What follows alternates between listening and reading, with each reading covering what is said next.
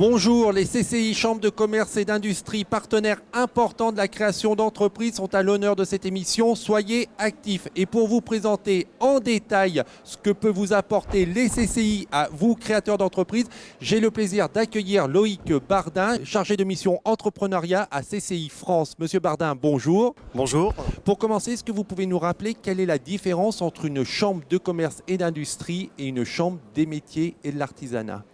Chambre de commerce et d'industrie et Chambre des métiers et de l'artisanat, on a exactement quasiment les mêmes missions, sauf qu'on ne touche pas le même public. Donc les CMA, comme l'on dit, touchent davantage les artisans, donc boulangerie, charcuterie, etc. Et nous touchons davantage les gens qui sont dans le commerce et également dans l'industrie. Donc la filière artisanale, qui est un label reconnu, donc les gens s'inscrivent obligatoirement à la Chambre des métiers et de l'artisanat et les autres s'inscrivent à la Chambre de commerce et d'industrie le plus proche de chez eux. Alors je l'ai dit, en matière de création d'entreprise, les CCI sont vraiment un acteur important en matière de création d'entreprise. Donc je veux bien qu'on essaye de dérouler un petit peu les différentes missions que vous pouvez proposer à un créateur. Et comme il y en a énormément, peut-être qu'on peut faire ça de façon chronologique dans un parcours de création. Donc j'arrive, j'ai une idée, je veux créer ma... C'est bien. Merci, j'en ai qu'une seule. Et je veux créer ma boîte, je viens vous voir. Qu'est-ce que vous allez pouvoir me proposer ? Alors ce qu'on va vous proposer va être déjà sous plusieurs formats. Il y a le format numérique et puis il y a le format entre guillemets conseiller, rendez-vous classique. Nous, ce que nous conseillons, c'est que déjà le créateur ait une idée et une vraie volonté de créer son entreprise. Pour cela, il peut se faire aider par le site internet de la Chambre de commerce et d'industrie. Il va sur la section création et reprendre.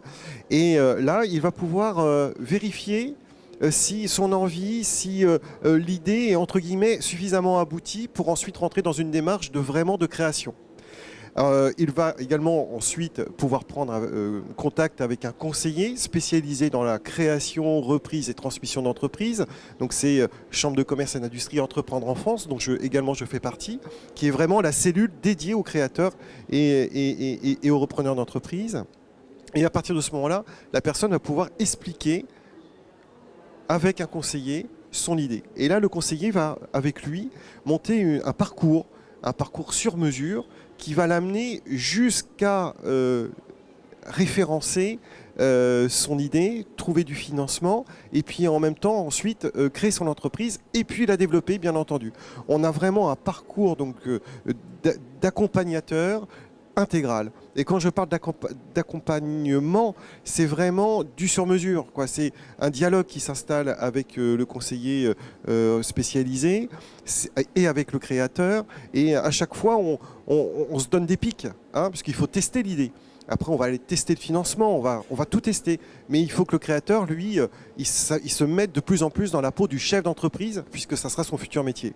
Et ça veut dire, si je reprends là toujours mon ordre chronologique, moi je vais venir, j'ai mon idée, vous allez m'aider à la formaliser, à l'aboutir. Et puis une fois qu'on aura abouti sur une idée bien concrète, viable, vous allez m'aider à créer mon entreprise, à faire un business plan et ainsi de suite. Vous intervenez vraiment sur toutes les étapes. On va intervenir exactement sur toutes les étapes. Alors l'idée, en général, quand on rencontre un créateur, c'est lui qui a la meilleure idée, qui va correspondre évidemment à tout le monde et à un besoin inimaginable. Bon. Et nous, on essaye justement de le pousser dans ses retranchements. Et on utilise pour cela des méthodes agiles, c'est le Lean Management, le Business Canvas, etc. Donc qui sont des nouvelles méthodes pour peaufiner son idée, pour vraiment bien découvrir son environnement, à qui on s'adresse. Est-ce que l'idée que l'on a répond vraiment à une attente du consommateur? Donc voilà, donc ça c'est vraiment déjà le point très important et primordial dans la création d'entreprise, c'est l'idée. Ces allers-retours avec son conseiller vont permettre au créateur de pivoter, comme l'on dit, c'est-à-dire peut-être de changer d'idée, s'il se rend compte qu'il n'y a pas forcément de demande. Et une fois qu'on est vraiment dans l'idée aboutie, là on va rentrer dans le circuit, on va dire un petit peu plan-plan, c'est-à-dire mais obligatoire, l'étude de marché, bien entendu, quel statut juridique choisir, bien entendu, le business plan, bien entendu, et puis la recherche de financement, puisque aujourd'hui, la moyenne des créateurs que nous avons sont prêts à investir entre 5 et 8 000 euros. dans leur petite entreprise. Donc il faut imaginer que bien entendu il y a d'autres besoins qui vont venir en matière de trésorerie, en matière de financement. Et en matière de financement, il faut le préciser, les CCI ne financent pas directement, mais vous aidez, vous avez une bonne connaissance de tous les dispositifs de financement qui existent et vous allez pouvoir orienter le créateur d'entreprise vers l'un de ces financements. Alors, au niveau du financement, c'est un domaine qui est devenu de plus en plus large avec le crowdfunding.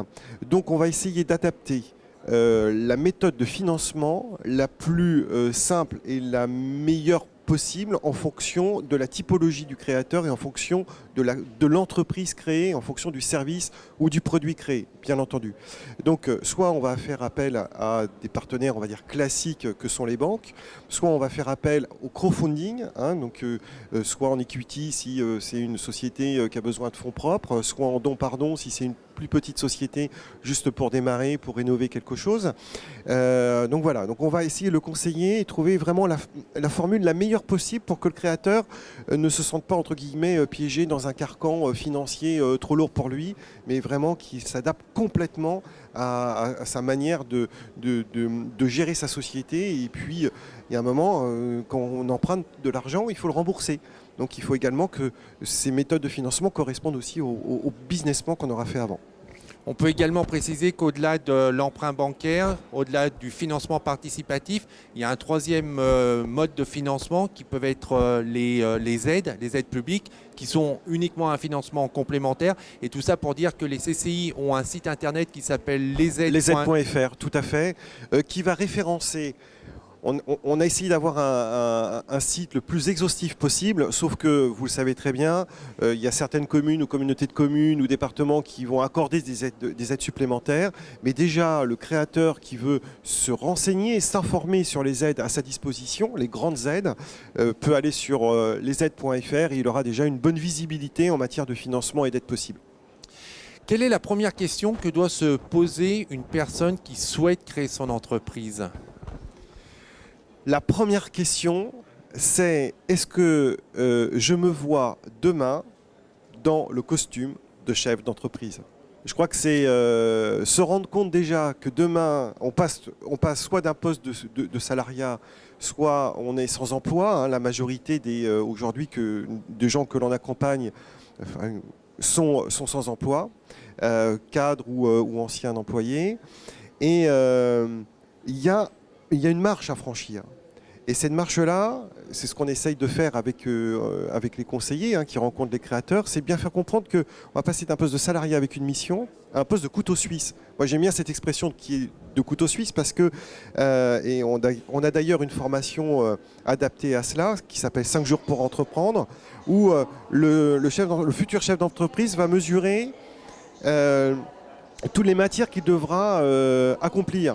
C'est du juridique, c'est de la gestion, c'est de la finance, c'est du management, c'est des ressources humaines, c'est de la trésorerie, c'est bien entendu aussi du commerce, c'est de la satisfaction client, etc.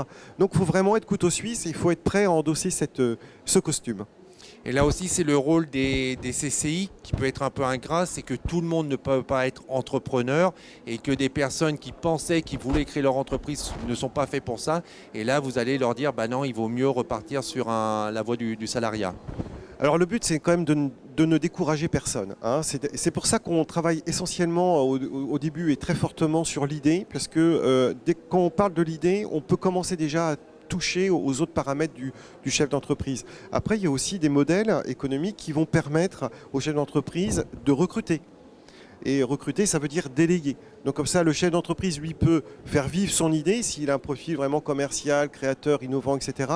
Et si le business plan le permet, recruter un salarié qui, lui, va s'occuper de la comptabilité, de la gestion, du suivi de trésorerie, etc.